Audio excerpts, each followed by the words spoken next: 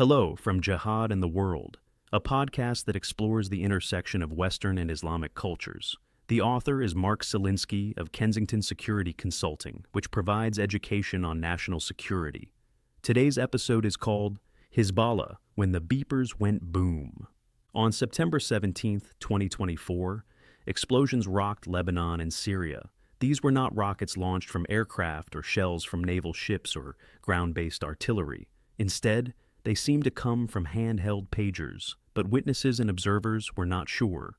Most of the explosions took place in Beirut, a stronghold for Hizbollah. Soon the connection between the pager and Hizbollah was clear. But what on earth was happening? Why did the beeps go bang? For many younger listeners, pagers are largely artifacts of the past. They belong to yesterday's technology. Maybe their parents used them early in their careers. They appear in old TV shows from the 1980s and 1990s, when women had poofy hair and men wore suspenders at the office. But today's generation is the cell phone generation. So, what exactly are pagers? Pagers are handheld communication devices that display short text messages relayed over telephone lines by a central operator. They operate on radio waves rather than the internet. This makes them harder to monitor, which, in turn, makes them popular with terrorist groups, including Hizbollah.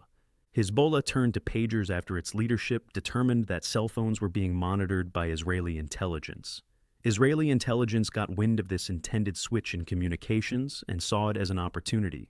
It crafted an intelligence operation like no other, and one likely to make a mark in the history of intelligence operations, because it is one hell of a story. And here it is. When Israelis heard about the planned bulk purchase of pagers, intelligence got to work. Technicians designed pagers with a battery that concealed a small but potent charge of plastic explosive and a one-of-a-kind, largely undetectable detonator. The Israeli pseudo-pager was significantly larger than other pagers to accommodate the mini-bomb. They crafted a marketing campaign to incite would-be Hizbollah purchasers. Sure, the pager was bulkier, but that was because it was combat tough. A real war pager. They dressed up the ads with military paraphernalia. But who would sell these pagers? Hizbollah would not buy an Israeli pager or one connected to Israel. So Israel invented a company and the pager it claimed to sell. This company was BAC Consulting, ostensibly a Hungary registered firm that partnered with a Taiwanese company, Gold Apollo. In fact, these were shell companies created by Israeli intelligence. But BAC Consulting would have to appear credible. Why didn't it have significant sales? Why haven't more people heard of it? What is this company anyway? It is not well known because it has very few clients. After all, it was military grade. BAC needed only one client, Hizbollah. Hizbollah took the bait and bought hundreds. Hizbollah bought and distributed the pagers in the summer of 2022. The group's technicians found nothing suspicious about the new product. Now, Israel would wait and wait for an opportune moment to kill and maim. The moment came when Israel claimed it had thwarted a Hizbollah attempt to kill senior Israeli leaders in September 2024. When the Israeli attack struck, it did so like lightning. Hundreds of pagers exploded nearly simultaneously, killing dozens and maiming and disfiguring scores of others. While the largest number of casualties was in Beirut, many people were also wounded in the country's north and south. But what were the mechanics of the attacks? Israeli intelligence sent a ring to each pager. The recipient then picked up the pager and usually saw the message error. This was followed by the message press OK, which many did. This detonated the explosive inside the pager, usually killing or seriously injuring the victim. Many lost fingers, which were blown off. Many suffered severe facial scars and blindness because they held the pager close to their face to read the message. The facial scars will remain clearly visible. There was also psychological trauma. Mohammed Awada, 52, and his son were driving when the boy saw a pager explode.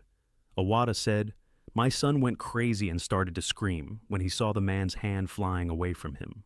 Elsewhere, a young girl, Fatima, had just come from school when she answered her father's pager. The explosion killed the 9-year-old girl. How reliable are the stories reported by journalists? Some are certainly fabricated or exaggerated. However, local hospitals treated people of all ages. Lebanese government officials and Hezbollah were quick to blame Israel.